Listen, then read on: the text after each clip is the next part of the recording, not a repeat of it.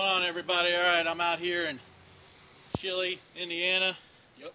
Freezing my ass off because we had to do this outside. But I'm Tactical Grizzly Bear, and I'm just going to show like the very basics of disarming of a gun and the very basics of disarming of a knife if we don't get too cold and we don't run out of time. So, all right. So, first and foremost, all right. You're not going to watch my video and then immediately become this badass guy who could disarm anybody, all right? This takes years of practice, all right? I'm rusty in myself, all right? Noob has seen a couple instances where I messed up, and he probably could have shot me, so... If I didn't miss. All right? But if you practice, if you know what you're doing, if you turn it into muscle memory, you're more likely to survive this kind of event if someone were to point a gun into your face or something like that or try to rob you, all right? So the very first thing I'm going to show you is when someone has a gun in your face, you don't want your hands way up here, all right? It takes a lot longer to bring it out, all right? So when this guy has a gun in your face, you want to have it right here, okay? When you have it right here, all right, and Noob has a tendency to be the good guy and want to back up and keep his distance, all right? Most bad guys, they want to show you that gun. They want it to be in your face. They want to see the fear in your eyes of that gun, okay? So I have my hands here and everything else, all right? Very slowly, all right? Again, all right, the first thing that I'm going to do is have my hands out, not up.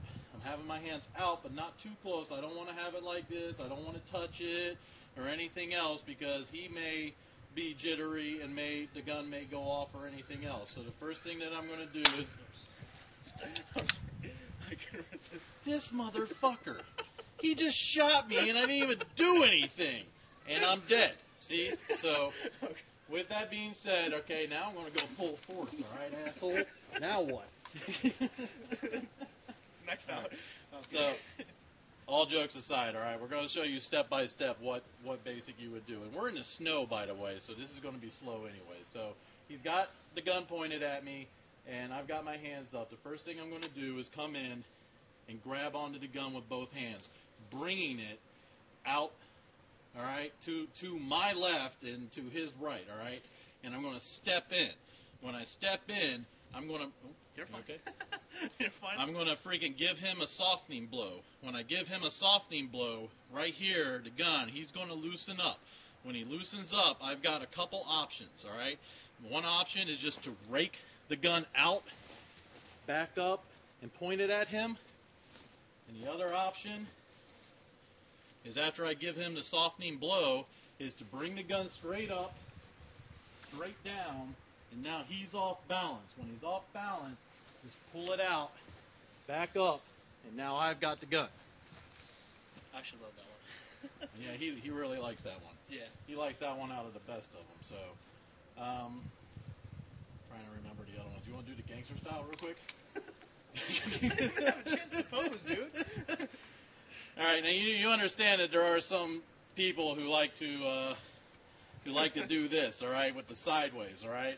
As far as I'm concerned, that's the easiest to disarm because all I have to do is just take it right out of him and then shoot him, all right? Again, no, 9 times out of 10, he puts it up that way. I go to grab it.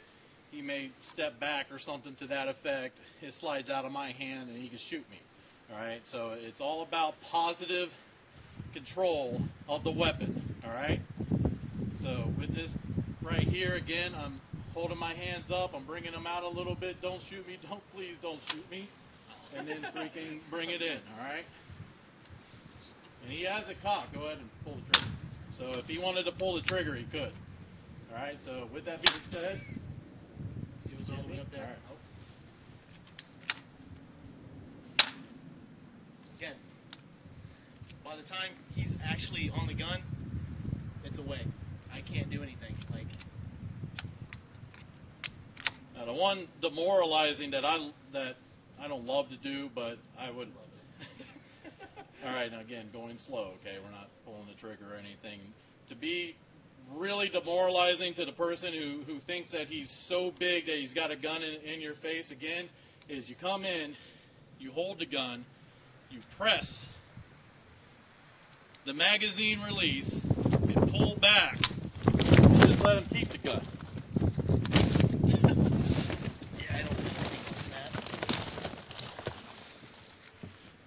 There you go. All right, so with that again is I came in, I automatically just pressed the magazine release, pull the slide back. Now what, motherfucker? You know? And now, again, you don't know if he's got another magazine. You don't know if he's got a knife or anything else. So, in all reality, I wouldn't do that. But to me, I think that, in all honesty, if some guy did that to me, I would look at the gun and be like, I would want to get the fuck out of there because that guy just took the bullets out of my gun and I don't even know what the fuck happened. All right.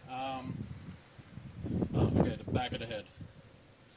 Now with the back of the head, he's got it to the back of the head. In all honesty, this is slippery, so we're just going to go real slow with this. All right.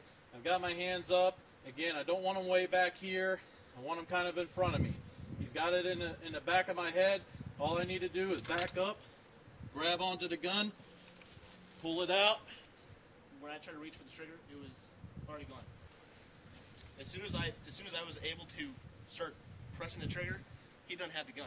So again, with the back of the head, you move.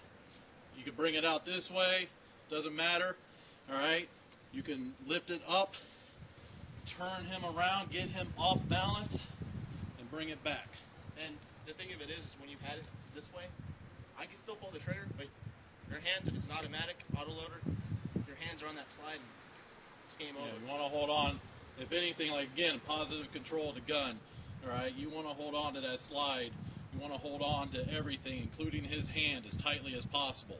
And then when you feel like you want to strip it out, if you want to strip it out this way, and again, you always have this much of it that you can literally just hit it right out. All right.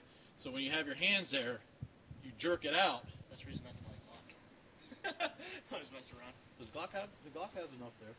Well, no, I'm just saying because there's no hammer. Yeah. The hammer will actually help because if you had a hammer right there, Yeah. you could bring that right into there. Oh, the jipping. But yeah. Okay, this is where the gun could hit the ground. So, Okay. all right, he's got the gun pointed at me. Oh. Again, he likes to. With this here, all right. No, this is good because we talked about this inside. All right, is he likes to be the good guy? He likes to back up. Again, if he's too far away, you don't want to lunge for it. All right, you don't want to go for it or anything. Again, bam. Okay, so you wait for him to make the mistake.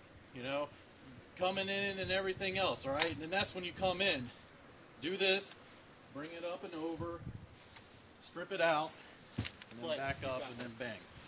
All right, but with the one-handed, all right, and it can hit the ground now. So because we're outside, all right, and everything else. Quickest, easiest way to disarm, but it's also very dangerous.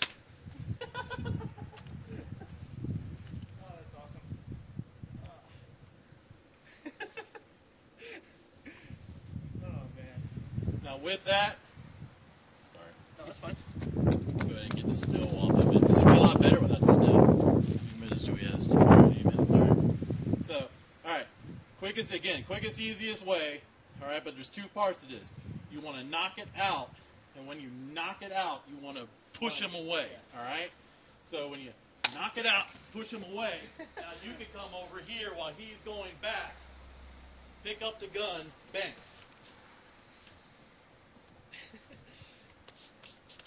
And all that is what I'm hitting, is I'm hitting this part of the gun and this part of the wrist. And essentially, he's throwing the gun. You hit this, and his grip just goes to nothing.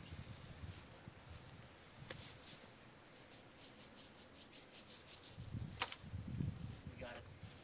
Before I can even think about pulling the trigger. Now, when we were training inside the house, I kept moving back. And he's like, dude. For training purposes, again, you don't you don't want him to be too far away. You know, if he's too far away, you just keep your hands up and you do exactly what he says. Yeah. Until that person makes a mistake to get close enough to where you're at that you can come in and take the gun away. And from here, it's all leverage. From here, it's all leverage. All right, so knife?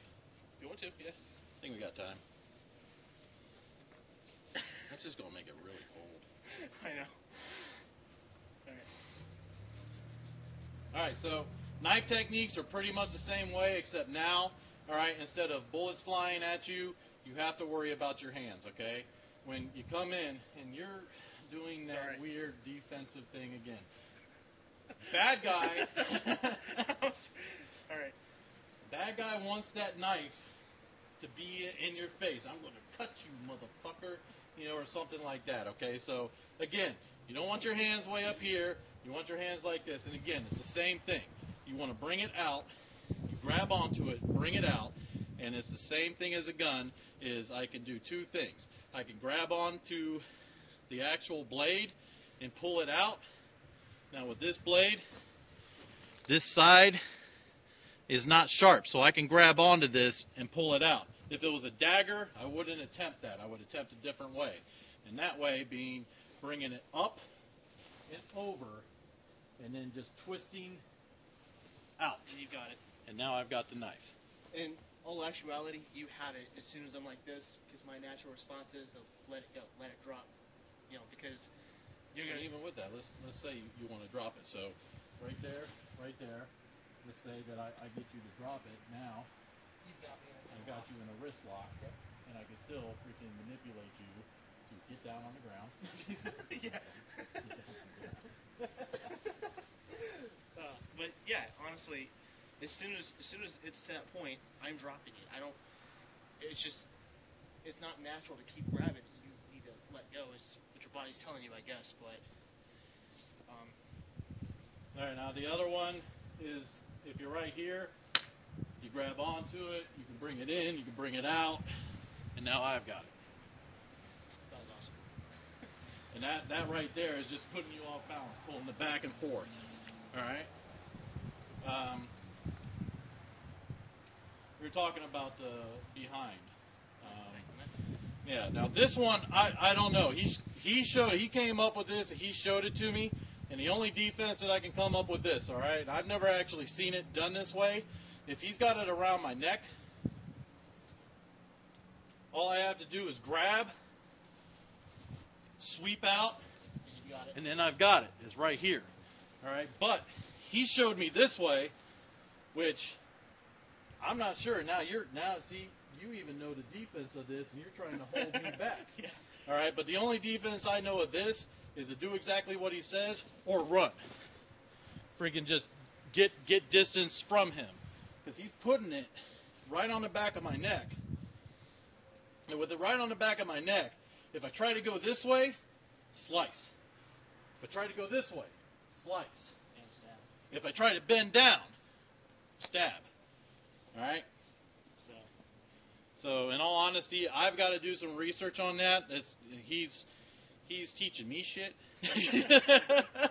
But in all reality, it's something that I haven't run up against. I wasn't taught anything about that kind of style, but it actually does work. If you're a bad guy and you want someone to freaking do what you want, lead them someplace or something like that, you can freaking push them and pull them and everything else. If you try something, slice, slice, yeah. You know, whatever it may be. And honestly, with going for the back of the neck, it's going to paralyze you or it's going to kill you. You probably won't walk again either way. You know, it's a zombie, but you know. So Stab me.